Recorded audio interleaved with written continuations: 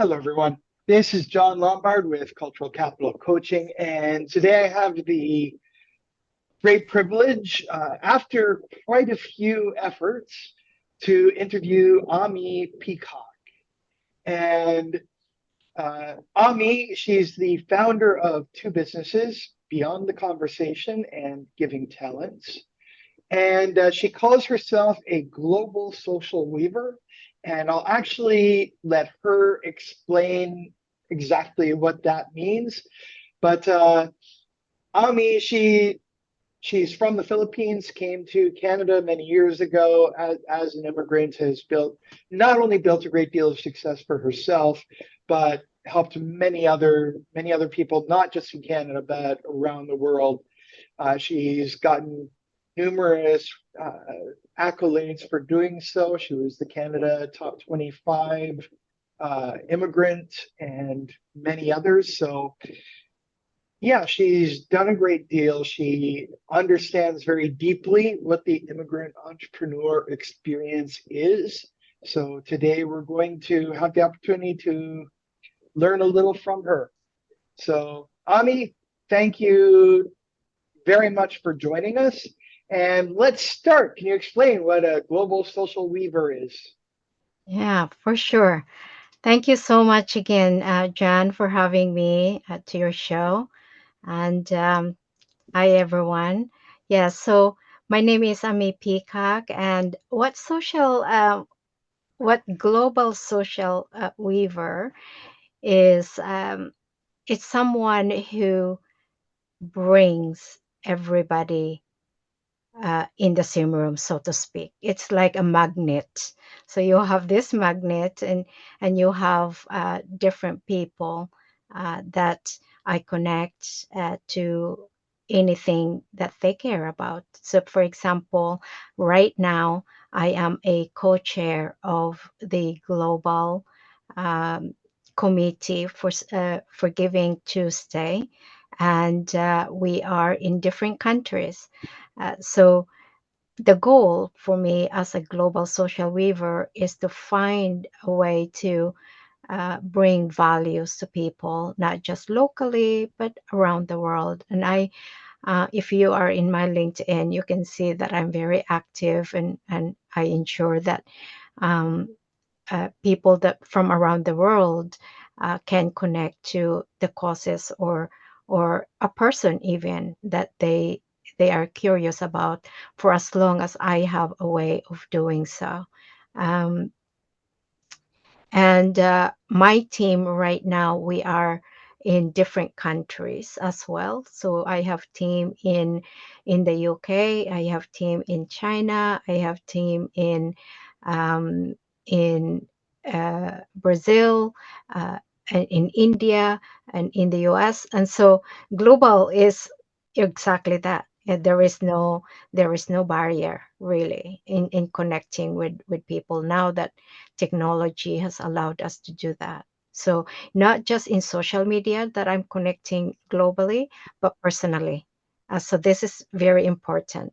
Social weaver is such a way that it is very unique. So that's the title that I am using because it fits to who I am as a super connected individual, but caring individual who often wants to help other people. You and I were talking before this, and I find your story fascinating. So, in kind of the shortest way possible, but still covering the high points, could you tell everybody about your journey, kind of from arriving in Canada, from the Philippines, just getting started here, and then, yeah, moving forward to where you are today? Yeah, so the way that I describe it, I am a visual person. So if you are hearing that I'm using visual words, it's because I am visual learner and visual person. The way that I describe my experience, it's like honeymoon. You come to a new country, everything is new, and then everything is exciting, everything is everything is worth discovering and pursuing. And then there is reality. In my reality is about after 3 years, and that reality hits, and not really understanding, and not understanding, but not fully committing, whether this is where I need to be, where I want to call home for the rest of my life. So it's one foot in, one foot out. That's the way I would describe it.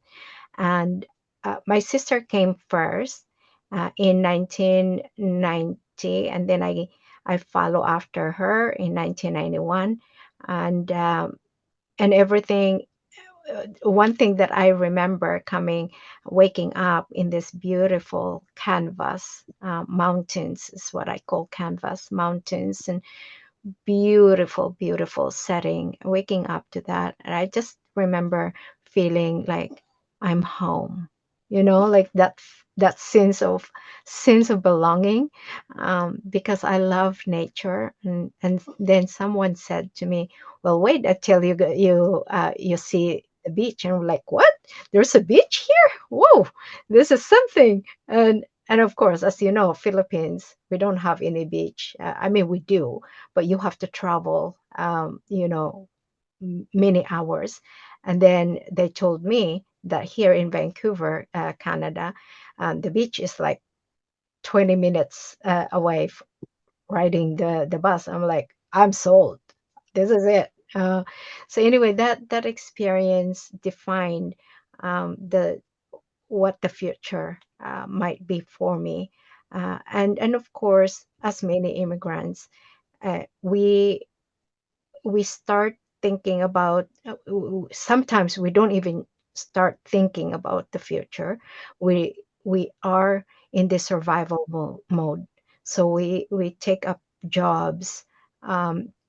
In my case, I was working, when I was new here, I was working 2 or 3 jobs. And then, of course, when you are busy working, your energy is not, you don't have unlimited energy. So you have to pick what you want to, uh, ultimately, the jobs that you want to have, and future that you want to see yourself in it. So I was working 3 jobs, and I was also taking 2 courses. And by the time I come home, it's like 11 p.m. and then starting again at 9. So you have very limited time to really build that community. And it was a struggle for many. And then I'm saying struggle for many. I'm sure people who came here with money, it's not so much, and their struggles are quite different. So I think even though we don't have the money in the world that we bring with us, but each immigrants, I believe, um, go through the process that we struggle, and it's a different kind of struggles, and we need to find a way, for me anyway, to find a way to integrate myself into the culture. Because if I see myself being living here even for a year or so, you still have to build that community, that you feel a sense of belonging. And so for us as an immigrant, the word immigrants itself uh, can be also heavy. It's like carrying always this heavy backpack uh, at the back of your back, and carrying that all the time. And so that's why I think at some point, yes, it's a term that we use because we are uh, a stranger, um, in the new country. But ultimately, I think I would like to encourage people to start uh, winning that word immigrant, uh, winning that word immigrant, um, so that it no longer become a hindrance to the personal growth and professional growth. All right, great. So could you tell me why did you start, when and why did you start Beyond the Conversation?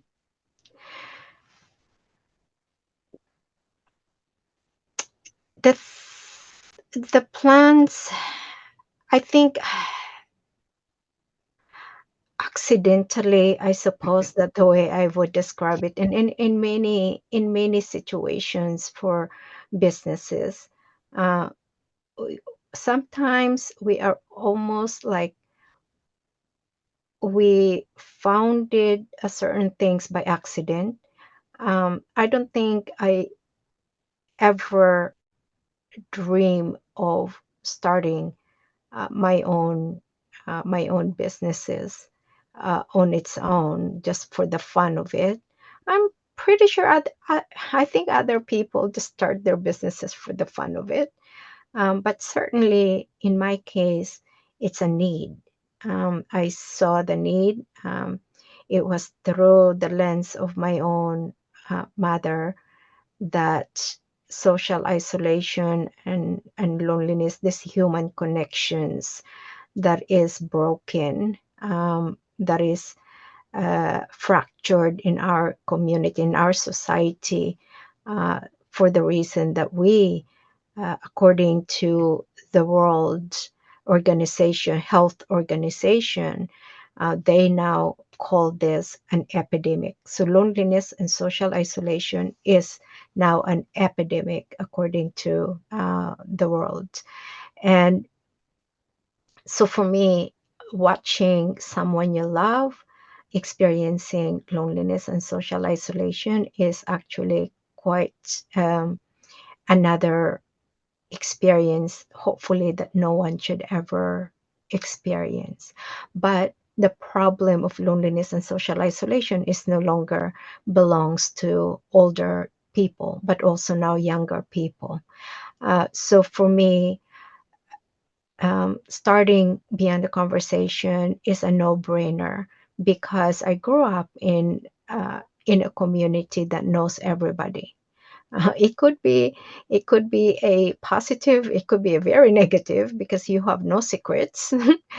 And so for me, growing up invested and instilled in me the importance of community and the importance of um, trusted network is something that always been there. And so when I had the opportunity um, to address the issue, I was addressing the issue for my mother, and then ultimately the issue I found out later on when I asked the question why this is happening, it unraveled that it's now actually a serious problem.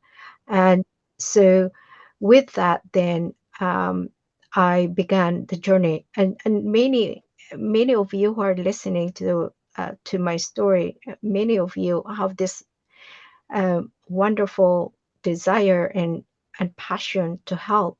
And that's how we start as entrepreneurs. It's how we start. We start with this desire to be the change of the community. And maybe we're starting our businesses based on because we got rejected so many times. And oftentimes, entrepreneurs uh, ultimately go towards that direction because we don't have a boss to, you know, some of you who are fortunate enough to work with great employers, um, fantastic. But many immigrants that I met are just, they couldn't handle it because their bosses were like terrible. So the entrepreneurs uh, do want to go and start their own businesses for two things. They want to, we start our businesses because we want to help other people. And, and hopefully, as we are also supporting ourselves, that we are also supporting other people. So then after that, after Beyond the Conversation, which is now global, I co-founded the Giving Talents because I saw another gap that weren't addressed in a current system or current opportunities from other people. So I decided to to be part of, again, the change in the community. And hopefully, our goal is to have 10 million conversations around the world, um, and and people giving their skills, their talents, and resources to their community that anyone can access to anytime and anywhere. Super.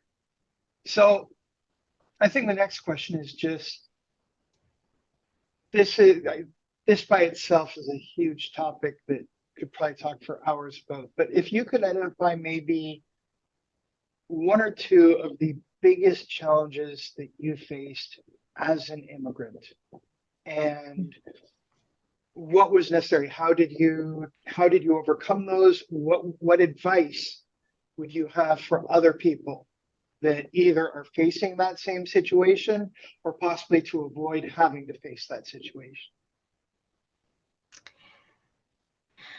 Yeah, I'm computing it in my head because, as you said, there's so many, and we can probably have another interview just for that. But I think the biggest challenges that most immigrants that I know of, including myself when I was new here, um, oftentimes is the information is too overwhelming. Where do you start? You know, where do you start to navigate and ensuring that you have everything that you need? And you have to get used to the system. Um, System is one thing, but you also need to know, um, the steps that you need to take.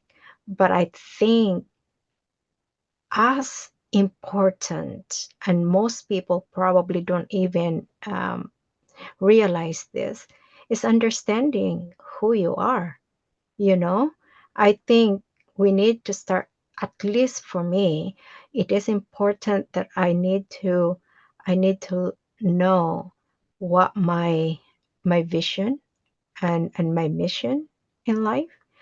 Because by understanding, I mean, if you are just exploring and this is new to you, those of you who are listening, this is new to you, you don't often get it right away. Like setting up the vision and the mission, because when setting up the mission and the vision, it's not just about one off, right? It's not just about you're setting this up for your business. It's actually very related to who you are, because the business is you, right? You are the startup. You are the founder of the business. So ultimately, what's the your desire, your dreams need to come out, and you have to articulate the vision and the mission. And it's taking for me. It's taking me a while to actually really nail the vision and mission. So understanding who you are, your mission, your vision, and then um, another challenges, of course, is how do you concise this immense uh, information out there. So who are the right person? Because every information is not relevant to what you're going to do. So you have to match, to align what you think your vision and mission, and what you want, your goals for starting up a business, and then narrow it down. I would say, um, my encouragement, not so much advice, but my encouragement and my challenge, for anyone listening to this who are maybe exploring your path and your entrepreneurship. As John said, I think talk to John, because I think that, um, John, you mentioned earlier that you both learn and have wealth of experience, not only as helping people to start the business, but also the culture. So you, as as a cultural savvy person, not just in head knowledge, but also in experience, um, those are the kind of people that I think would be suited to call on to. I know, John, that you're establishing your business. Um, when I started up, I don't have anybody, so I have to figure out the steps.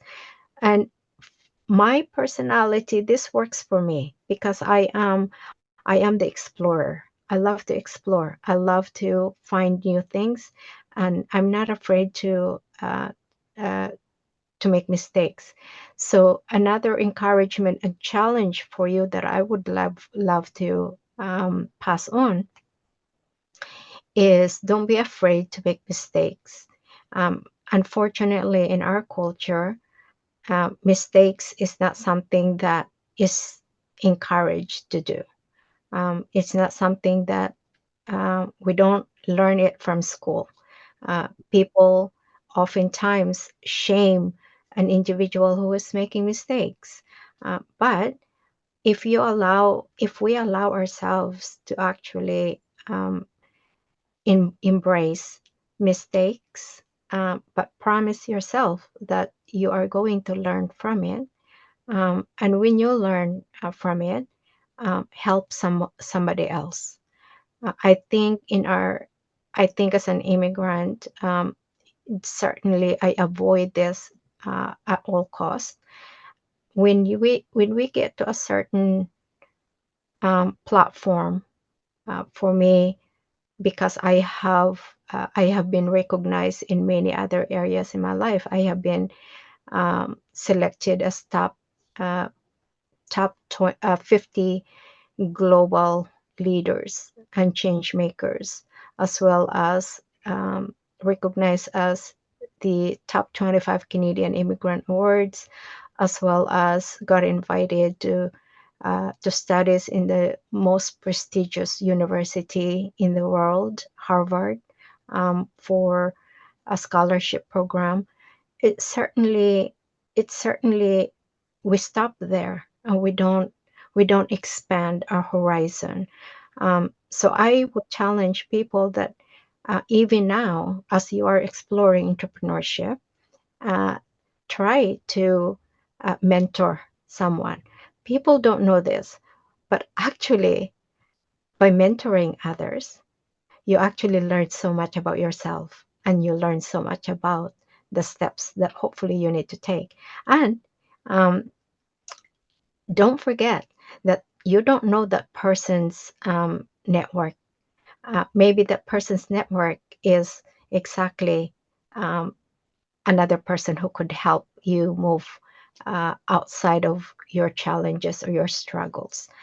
And finally, um, be who you are. I think we always put on this persona and we're taking on somebody else's persona. Um, and it's not very healthy. So be who you are, and find enjoyment, or I call it find fun in everything that you do. Because if you're not having fun, don't do it. Because then it can be a heavy. So you have to have fun. And then I said finally, I like another one too. uh, Take good care of yourself. I certainly find that when I take care of myself, I can give more. So, similarly, when you are sick, you're no good to anybody, including your employees. And if you take care of yourself, many great things, many great positive things happens. One, um, you take care of your physical well-being. Two, emotionally, you are healthy. And then spiritually, you are also healthy. So to take time to do that, and not just work, work, work, work, but also put the work and fun at the same phrase. And if you don't know how to do that, I'm sure John is he's got some amazing tips, and you can also reach out to me as well. And so those are my tips. Those are my lived experience. I'm not telling you this because it's good. It's somehow um, flowery to share this with you. No, I actually live this. I am a student. I am a student uh, first and foremost. And everything that I am sharing with you is something I applied into my own life, because we have only one life to live, right? But you can avoid many of these mistakes. Really, you can avoid many of the mistakes uh, if you find someone to help you. So I certainly, I know, John, you just mentioned, but I already see that your work will be very important to the journey of uh, immigrant entrepreneurs. Thank you very much. I would like to just add a little to what you said there, because I think I agree 100%, but I think what you said can also be rather confusing to people because, on the one hand, don't be afraid of failure. On the other hand, don't do it if it doesn't make you happy. But Mhm. if you're in the middle of failure, it's not making you happy. So I think there's more to expand on there. On the failure side, absolutely, there are many cultures, Asian, Middle Eastern, many African, so many cultures where failure is something that is seen as very shameful. People are either afraid to try, or if they try something, they don't want to tell anybody, so that if they fail, they're not going to lose face, and anything like that. And one of the things I always try to emphasize is, like for me, most entrepreneurs that I know, and this is one of the things that to me separates entrepreneurs from most other people. Ask a general manager in a company who's running a company that he didn't start. Ask him to describe his failures. Odds are he's going to be somewhat uncomfortable to do so, and he's going to try to do it fairly quickly. Now, ask the guy who started that company, the entrepreneur who started it, the same question. He'll brag about it. I brag about my failures because every one of my failures is something that I overcame when other people would have quit.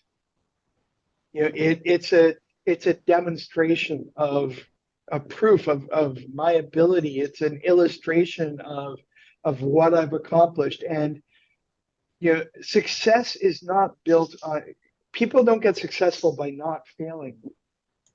People become successful by failing and learning and trying again. And there is no successful person in the world who has not done that. Failure, it's said over and over and over, but it always needs to be emphasized that failure is just a step on the way to success. Success is determined by how you handle failure. When you're in the middle of that, you're not going to feel happy. Odds are. I've faced a lot of failures. I do not feel happy when I'm in the middle of it. Um, but I want to have something that motivates me enough, that drives me enough to want to move past that failure. If Mhm. if I'm working on something that doesn't motivate me, that I don't enjoy, that I'm not passionate about, then when I hit a failure, when I hit a roadblock, I'm much more likely to stop, much more likely to give up. Yeah. Whereas if it's something that I'm passionate about, that excites me, that's when I'm going to keep trying. So, it's not about always feeling happy about what you're doing. There are definitely going to be times when you don't, but Yeah. it's about having that something that's going to direct you. Just like, marriage. If you're married to someone that you feel you really love, or you're married to someone that you don't really have strong feelings for, when you face troubles, when you have very strong feelings of love and passion for that person, you're going to work much harder to work through those problems and solve it. Whereas this person you don't have much feeling about, you're probably just going to say, oh, it's not worth it. So Yeah. yeah, absolutely. I agree with that, John, and thank you so much actually for bringing that thought, because what I meant a failure, it's not in the same, it's not it's not in the same meaning as failure. Definitely um, invite failure, because that is, as John, you said it beautifully, is how we learn, it's how we grow, and it's how it opens up sometimes opportunities that we've never thought before, in that process of the failure and that stress that we go through. Now, the fun that I meant is not having fun while in the failure, but the fun that I'm talking about is the daily activities. So, for example, um, if I choose between, uh, you know, working away with my computer versus going outside and meeting people, that the fun to me is that going out and meeting people outside, not inside. But I can have fun by the way that I'm interacting with people. So the way that I'm interacting with people, then I would want to know, um, their life story. I'm a great listener. I ask the right question, and people do open up to me, and so I still find meaningful in that process without having to meet people outside if my day is not possible to do so. So Yeah, those are the clarification, then for the fun and the failure. yeah, absolutely. Okay. Yeah, I think that covers the main points for discussion today. Now, before we sign off, could you just talk a little bit more, tell people like, what type of people should be contacting you, what they can contact you about, how they can contact you, just kind of give a one more quick blurb promotion of you and what you do. Yeah. So giving talents is something that everyone can participate in. Our goal is to invite as many people, 10 million conversation. And the way that we're asking people is to inviting them to participate in their community. So, for example, if you have a gift, talents through skills or resources, like some people, they're great listeners. You could give an hour, you could give 5 minutes to someone who needed your gift, your talent. So any person is gifted. We're born with gifts and talents, and we are asking that you pledge um, the time that is appropriate for you. It could be 2 hours, could be 100 hours, it could be 5 minutes. It doesn't matter, but we are inviting you to participate in that, so that we can then make the world a better place. The goal we have is to build like an Amazon of skills, talents, and resources from people around the world, and then they can have access to that. Our website will be, we will be working to redesigning it. So it's not quite there yet, but if you have a gift of helping us, create and rebuild our website for this specific task, come to us, and we will have more information. So any talents, it could be dentistry, it could be counseling, it could be advising, anything that you can think of, and you decide how much or how little you want to get involved. Super. Thank you very much, Ami. I'll finish off quickly noting on my side. As you said, building community is extremely important. With capital, sorry, cultural capital coaching. That's one of the things where everybody who joins up becomes a member of a community of other like-minded immigrant entrepreneurs who can share your ideas, your experiences, encourage each other, everything like that. So we're working very hard to build that type of community for people. And in addition, again, I think it's been wonderful talking with you. We've barely scraped the surface of all the things we could discuss. And so I will also mention that later on, we will also hopefully be hosting a Q&A with you, where all the members of our group can come and join that, talk with you personally, and have the chance to ask you questions and learn more about what you do. So again, thank you very, very much. And, it will be an honor. Yeah. Thank you. All right, super. Goodbye. Bye.